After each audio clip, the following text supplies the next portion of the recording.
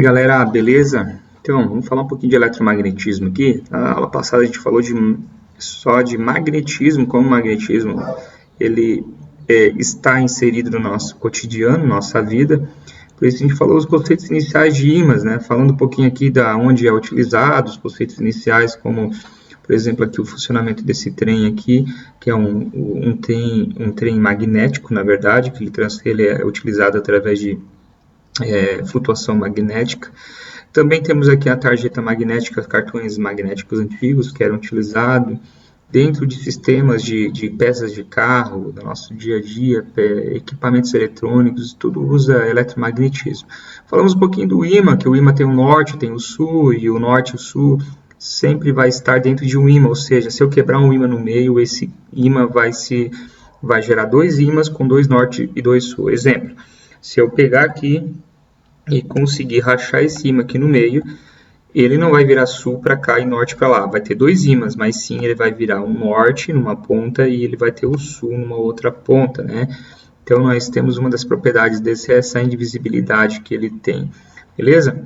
E aí nós temos aqui também relacionado a essa questão de como que eles interagem entre si, né? Primeiro nós temos aquela questão que nós já sabemos, que os polos iguais eles tendem a ser repelidos, então nós temos que ficar ligado nisso aqui, todos os polos iguais têm que ser repelidos, e os polos diferentes se atraem, certo? Um exemplo que eu falei para vocês, caso você tivesse um ímã, era abrir uma coluninha de água, assim, sua torneira de casa, e colocar o ímã perto, você vai notar que a água também ela vai se desviar desse ímã, um pequeno desvio. Ele é visível ao olho nu, né? Então você consegue ter essa noção do campo magnético em volta de um ímã, beleza? O ímã, ele, além de ele ter o norte e sul, né, e ele ser quebrado, podendo gerar mais norte e sul, também existe a questão de corte nele numa metade. A gente está falando de quebrar o ímã no meio aqui, mas imagina que se eu, ao invés de quebrar aqui, eu corte ele no meio. Se eu estou cortando ele no meio, o que acontece? Ele continua tendo norte e sul igual. Tá? Essa é uma das propriedades que ele tem, que ele consegue ter para nós. Existe também os ímãs magnéticos, que são ímãs ou materiais magnéticos que são eletrizados. Eles conseguem ser magnetizados e assim também possuem uma imantação. Ok? Aí nós temos aqui alguns exemplos aqui desses ímãs que são paramagnéticos. Um ímã, ele tem sua linha de campo sempre saindo do norte, né, indo em direção ao sul, fazendo essa volta, assim, fazendo um campo magnético. E essa linha de campo ela é ordenada dessa maneira que nós estamos vendo aqui, certo? Sempre que a gente vai usar alguma questão, ou seja, o corpo que é ferromagnético, ele vai ter a sua carga, né, o seu norte e sul sempre alinhado. Está parecendo bastante com os elétrons, né? Quando os elétrons são ordenados, gera eletricidade. Uma coisa também importante que nós temos aqui o polo norte e o polo sul, então nós temos aqui polo norte geográfico e sul geográfico, e nós temos o polo sul magnético e norte magnético, ou seja, nós moramos no polo norte, certo? No polo norte nós moramos, mas é o polo norte magnético, temos que ficar ligado com isso, porque isso aí confunde muito, às vezes a gente nos vestibulares aí, né? Então, os polos geográficos e magnéticos da Terra, eles não coincidem entre si também, tá? Não é assim, aqui é norte, aqui é sul, geográfico. Então, aqui é sul e aqui é norte. Não, ele tem esse grau de incidência aqui, que ele é relativamente um pouquinho, né, atravessado. Tem que ficar ligado nisso aqui também. O campo magnético, a gente já conhece ele no campo elétrico. A diferença é que o campo magnético é gerado pelo ímã.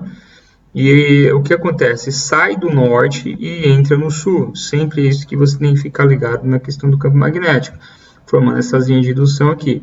Então, se nós pensarmos aqui no campo magnético da Terra, como ele sai do norte e entra no sul, o campo magnético da Terra vai fazer isso aqui, né? Ele vai vir assim e vai vir em direção para cima.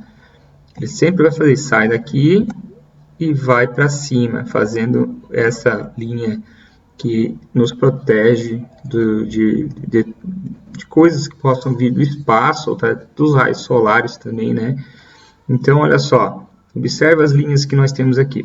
Aqui eu tenho o campo norte e o campo sul de novo, saindo, entrando, sai, entra, e norte, sai e também sai.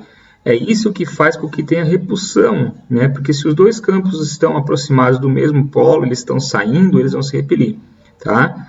Como eles estão do polo contrário, eles vão se atrair. Essa é a parte legal dessa questão física, né? Os ímãs desse tipo aqui, existem uns ímãs diferentes em forma de ferradura, que é aquele tradicional do pica-pau. Também nós temos aqui o norte, nós temos também aqui um sul, ó, que legal, né? E dentro desse campo aqui, ó, nós temos um campo elétrico, ou melhor, magnético, né? Uniforme. Esse campo uniforme é aquele no qual todos os pontos do vetor têm a mesma direção, o mesmo sentido.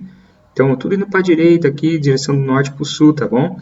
Então, essas linhas de indução são retas paralelas, espaçadas e orientadas, tá? Então, basicamente, o que nós temos no nosso planeta é isso aqui, ok? A bússola, ela é atraída, ela é organizada, colocada, funcionando através desse campo magnético também, tá? Então, assim, vamos lá. Lembre-se, polos magnéticos do mesmo nome se repelem e de nomes contrários se atraem, beleza?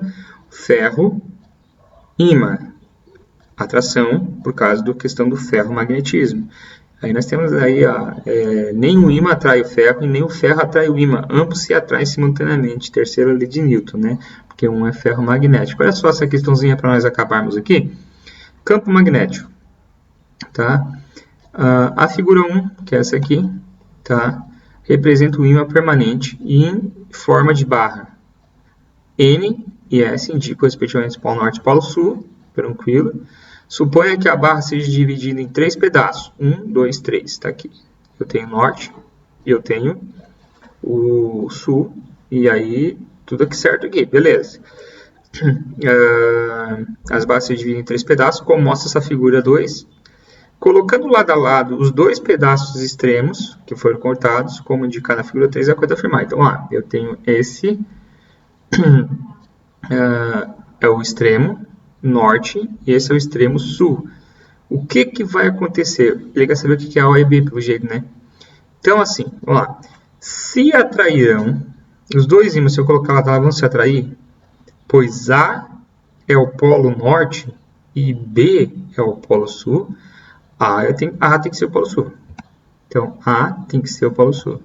E B tem que ser o polo norte. Se eu colocar lado a lado, o norte com o norte, ele vai se repelir. Então, não se atrai, não se atrai. Pois A é o polo sul e B é o polo norte. Tá certo? Mas não vai se atrair.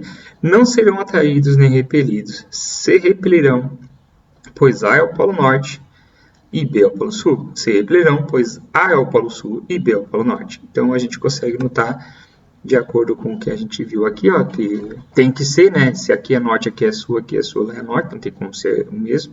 O ímã, quando ele quebra, tem essa propriedade, e a gente acaba tendo essa resposta aí para nós, beleza? Então, questões desse tipo caem muito em vestibular para a gente analisar polo norte, polo sul, e essas questões óbvias que a gente acabou de ver aqui, né? Então, seria mais ou menos isso, nossa ideia hoje de campo magnético, e a gente vai estar falando na próxima aula sobre a teoria do campo eletromagnético para saber a teoria da mão direita, tá bom? Para saber o que é o campo magnético. Fique com Deus aí e até mais. Tchau.